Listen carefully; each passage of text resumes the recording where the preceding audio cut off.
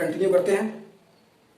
Solid state के बारे में जानना है, टॉपिक महत्वपूर्ण है, मेहनत अच्छे से कीजिएगा, ठीक है। तो हम लोगों ने कल देखा था मैटर को 2 टाइप में क्लासिफाई किए थे, और मैटर पदार्थ हुआ था जो स्पेस घेरता हो, स्थान घेरता हो। मतलब मैं ऐसे लिख सकता हूं क्या, occupied the space and have volume, कि उसका वॉल्यूम होगा, मैं ऐसा कह सकता हूं। फिर हम लोगों ने एक केमिकल क्लासिफिकेशन देखा था, नीड नहीं है, कल डिटेल में कर लिए थे, जितना करना था उतना। अब दूसरा देखो, फिजिकल क्लासिफिकेशन। फिजिकल क्लासिफिकेशन इसको हम लोगों ने 3 पार्ट में डिवाइड किए थे। 3 पार्ट में पढ़ना था, गैस, लिक्विड और सॉलिड। एक स्टेट और होता है प्लाज्मा। तो प्लाज्मा के बारे में उतना जानना नहीं है, सन है, स्टार्स है, ऐसी नॉर्मली बता देता हूं आपको। जो फायर है, आग है, स्टार है, सन स्टार ही है। इन सब की जो स्टेट रहता है उसको बोलते हैं प्लाज्मा। तो हम लोग यहाँ पे 3 स्टेट के बारे में बात करेंगे, और 3 स्टेट में सॉलिड स्टेट को आगे ले जाएंगे। एक होता है gas state, second liquid state, और थर्ड जो है वो सॉलिड स्टेट है, ठीक है। अब मैं पार्टिकल के बारे में बात करूं कि गैस का पार्टिकल कैसा रहता है, लिक्विड का पार्टिकल कैसे रहता है, और सॉलिड का पार्टिकल कैसे रहता है। हम लोगों ने यह देखा था कि गैस का एंट्रोपी अधिक होता है। इसका मतलब अगर मैं ये गैस का मॉलिक्यूल लूं, सॉरी गैस दूं एक, तो इसका पार्टिकल बहुत दूर दूर रहेंगे और अव्यवस्थित रहेंगे, ऐसा बहुत दूर दूर, ठीक है। सेकेंड लिक्विड में अगर आए, बहने का गुण पाया जाता है लिक्विड में, बहने का गुण पाया जाता है, फ्लोटिंग प्रॉपर्टीज, ठीक है। तो इसका मॉलिक्यूल गैस के मॉलिक्यूल से पास पास रहता है, इसके अपेक्षा ये पास पास रहता है। गैस को कंप्रेस कर दिया जाए तो वो लिक्विड बनता है, ठीक है। गैस में अच्छा से प्रेशर दिया जाए, इस गैस में मैं प्रेशर दूं तो ये लिक्विड में बदल जाता है, ऐसे लिक्विडिफिकेशन कहते हैं इसको। एंड्रयू ने बहुत प्रयोग किया था इसके बारे में, कार्बन डाइऑक्साइड को लेकर, ठीक है। क्रिटिकल टेम्परेचर, वॉल्यूम और प्रेशर में होता है, तो वहां पे नहीं जाएंगे हम लोग आगे। अगर लिक्विड को मैं कंप्रेस करूं अच्छा से, आप लोगों ने तो फ्रिज में पानी रख के देखा ही है, ठीक है, क्या लिक्विड सॉलिड में बदल जाते हैं, पानी जो है वो बर्फ बन जाता है। इसका मतलब सॉलिड का जो पार्टिकल है वो अरेंज्ड रहते हैं, पार्टिकल के बीच में गैप नहीं पाया जाता। देखो ऐसा नियमित रहेगा पूरा पार्टिकल, ऐसे, ठीक है भैया, नियमित रूप से, ठीक है। क्या क्या है, डेफिनिट शेप है इसका, वॉल्यूम है, ठीक है। इंटर पार्टिकल डिस्टेंस एब्सेंट रहता है। देखो यहां पे इंटर पार्टिकल डिस्टेंस, कुछ ना कुछ तो वैकेंट स्पेस दिखा। अब यहां का तो बात ही मत करो, बहुत ज्यादा वैकेंट स्पेस है, ठीक है। लेकिन सॉलिड स्टेट में जो इंटर पार्टिकल डिस्टेंस रहता है बहुत कम, नहीं के समान, ठीक है। इंटर पार्टिकल डिस्टेंस नहीं पाया जाता, डेफिनेट शेप है, वॉल्यूम है, ठीक है, साइज है। और क्या बोल सकते हैं, और हम लोग ये बोल सकते हैं कि इसमें ट्रांसलेशनल मोशन नहीं पाया जाता। यहां पे देखो मॉलिक्यूल एक दूसरे में इंटरचेंज हो सकते हैं, आसपास से जा सकते हैं यहां भी, लेकिन सॉलिड स्टेट में ट्रांसलेशनल मोशन नहीं पाया जाता, ठीक है। तो मैं क्या क्या लिख सकता हूं इसके बारे में, सॉलिड के बारे में, कैरेक्टरिस्टिक बोलो या फिर डेफिनेशन बोलो, एक ही चीज है, ठीक है। सॉलिड स्टेट, सॉलिड हो डायरेक्ट कितने प्रकार का होता है, 2 प्रकार का, यही पे इसका डेफिनेशन और डिफरेंट, ठीक है, दोनों एक साथ हो जाएगा। एक होता है क्रिस्टलीन सॉलिड, क्रिस्टलीन सॉलिड, ठीक है, क्रिस्टलीय सॉलिड बोलते हैं, ठोस। और एक होता है एमॉर्फस सॉलिड। एमॉर्फस सॉलिड, इसको बोलते हैं क्रिस्टलीय ठोस। क्रिस्टलीय ठोस, इसको बोलते हैं अक्रिस्टलीय ठोस, या इसी को बोलते हैं चूर्ण। ठीक है, चूर्ण बोल देते हैं उसको। अब जो सॉलिड का डेफिनेशन मैंने लिखाया था कैरेक्टरिस्टिक, वो डेफिनेशन पूरा किसमें है? क्रिस्टलीन सॉलिड में, कि have definite shape, size and volume. ठीक है, have definite shape, size and volume. Inter particle distance, inter particle distance is very low.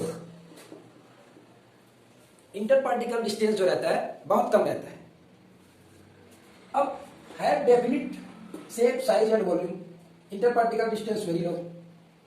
Inter particle distance low रहेगा मतलब पार्टिकल पास पास रहेगा, तो क्या वो कंप्रेसिव रहेगा? नहीं रहेगा। क्या बोलेंगे? इनकम्प्रेसिव, इनकम्प्रेसिबल, सीधा सीधा इनकम्प्रेसिबल रहेगा, तो इसका मेल्टिंग पॉइंट बढ़ जाएगा। मानो ठोस है, दृढ़, ठीक है, रिजिड बॉडी है, अब उसमें कोई कंप्रेशन नहीं होता, तो उसका मेल्टिंग पॉइंट तो बढ़ेगा। High boiling point and melting point.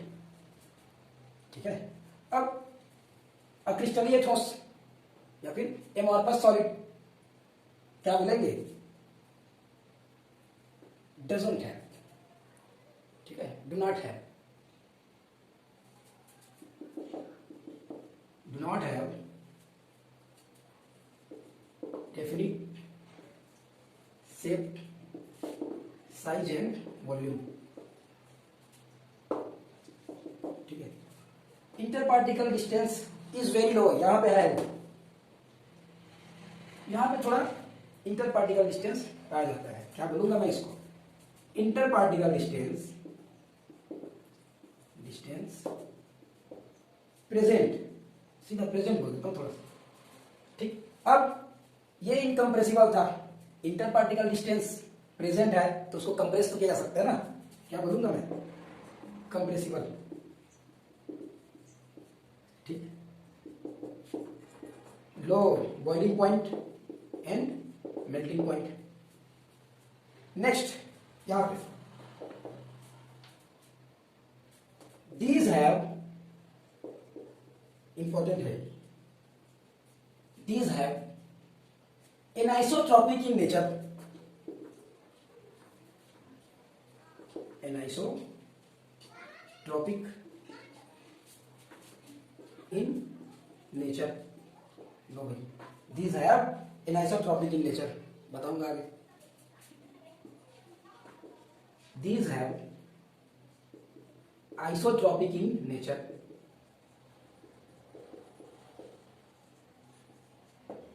ठीक है, ये जो रहता है विषमदैशिक प्रकृति का होता है। हम सर इसको हिंदी अगर लिख दो तो इसको बोलेंगे विषमदैशिक। देखो विषमदैशिक बोलेंगे, विषमदैशिक, और इसको बोलते हैं समदैशिक।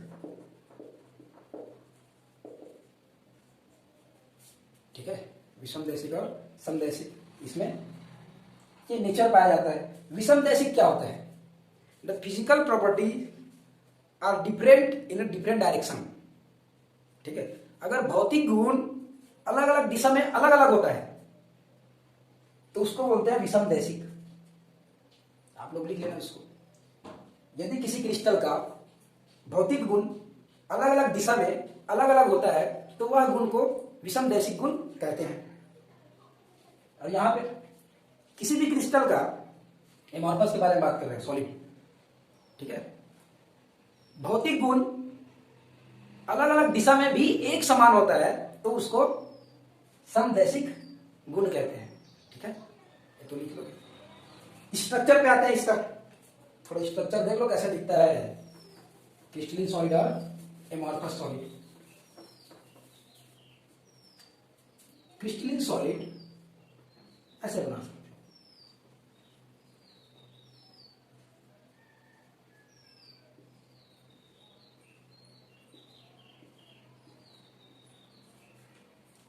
लो जी भाई।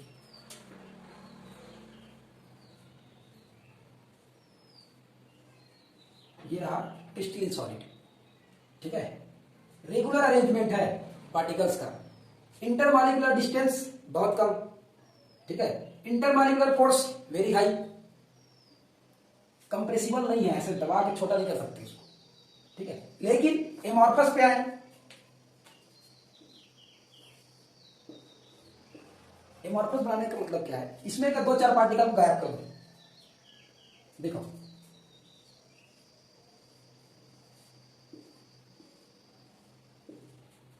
अरेंजमेंट भी अलग अलग रहता है।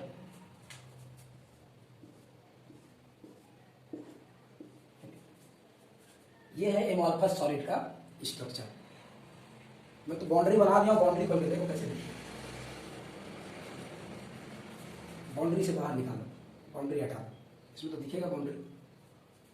ठीक है, अब क्रिस्टलीन ठोस को यदि मैं ऐसे धारदार चीज से काटूं तो एक शार्प कट निकलेगा, शार्प कट, चिकना से एकदम ऐसे, सभी एक ही बराबर दिखेगा, देखना बराबर। लेकिन इसको अगर कोई धारदार चीज से काटूं तो ये कैसे दिखेगा, खुरदुरा दिखेगा। ये देखो, यहां से अगर काटूं तो देखो ऐसे अंदर जाते हुए दिखा, ये देखो ऐसा, फिर ऐसा खुरदुरा दिखता है, जबकि यहां पे कट क्या है, शार्प है। ठीक है, तो एक डिफरेंट पे ये भी होता है, शार्प कट, ठीक है, रफ कट, रफ खुरदुरा दिखता है। ठीक है, एग्जांपल क्रिस्टलीन ठोस का जो एग्जांपल है, ठीक है, क्रिस्टलीन सॉलिड एग्जांपल देख लो इसका। क्रिस्टलीन का स्पेलिंग में थोड़ा चेंजेस होगा, ये है क्रिस्टलीन। ठीक है, एग्जांपल है NaCl, CHCl, ठीक है, AgCl। चलो और क्या दे सकते हो, बस इतना काफी है। चलो जिंक ब्लेंड ले लो, जिंक सल्फाइड। ठीक है, जबकि एमॉर्फस सॉलिड में, जबकि एमॉर्फस सॉलिड का एग्जांपल जो है वो है रेत। रेत को कंप्रेस किया जा सकता है। ठीक है, स्नो बोलते हो तुम लोग, बर्फ हो गया। Second, glass. ठीक है, प्लास्टिक, प्लास्टिक भी तो सॉलिड है लेकिन कंप्रेसिव रहता है, पानी का डब्बा लेके देखना। और क्या ले सकते हो, रबर, रबर।